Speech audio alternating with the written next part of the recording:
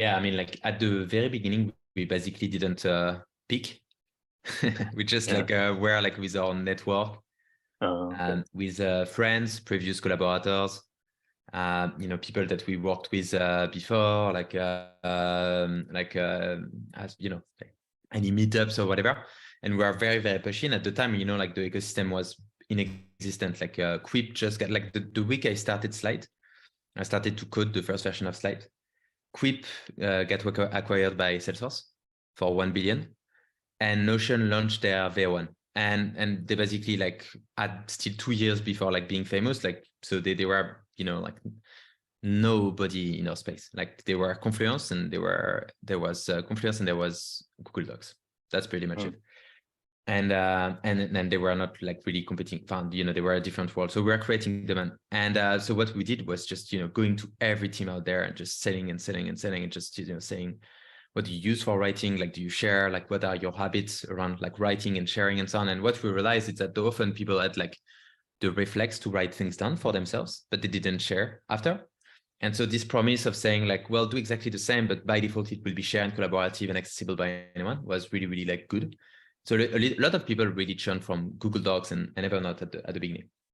So that was like the first version, and it brought us to our maybe 100, 200 first active users.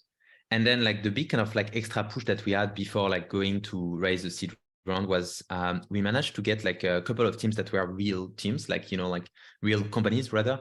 So above 50 people. So we had like our first team of a SaaS called AB Testy in Paris. That was our first customer. That churned from Confluence to Slite with a product that was very young, like less than 1 year old at the time. And that was amazing. Like it was just, I didn't even know what Confluence was when I started Slite.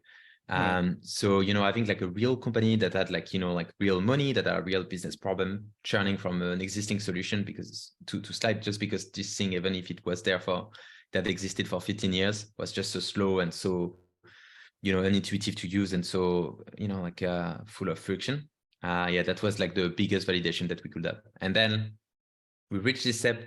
We were at like a few hundred active users, and in the same week, I went to SF. My team was still in Paris, so we were 5 at the time, and they basically like coordinated the launch on Product Hunt at the time. That worked super well. While opening to the beta list that we had grown in the few months prior. At the same time, I was doing kind of fundraising in SF. We had like the YC interview. So all these things kind of blended in a mix of very, very intense, like 3 weeks. And at the end of these weeks, like we basically got super good launch. It managed to get us into YC. It managed also to kind of like change totally like the dimension of our seed round at the time. And so all these things basically created a bit of interest in the market. We managed to get like a few, I mean, it's nothing compared to today, but like a few kind of 100 active users and so on. And to start to have like real kind of feedback, we understood, like we started to have like proper cohorts, started to have like a proper kind of users and so on. But so, yeah, like, I mean, to come back to the original question, like the first 1,000, which was like after a year and a half. I mean, first 1,000, of course, like with a lot of, churn and so on, like the activation was terrible. Like the cohort retained, which was like the biggest kind of like thing. Like we still had like people that retain on the long run. That was amazing. But it was not like, like crazy growth machine.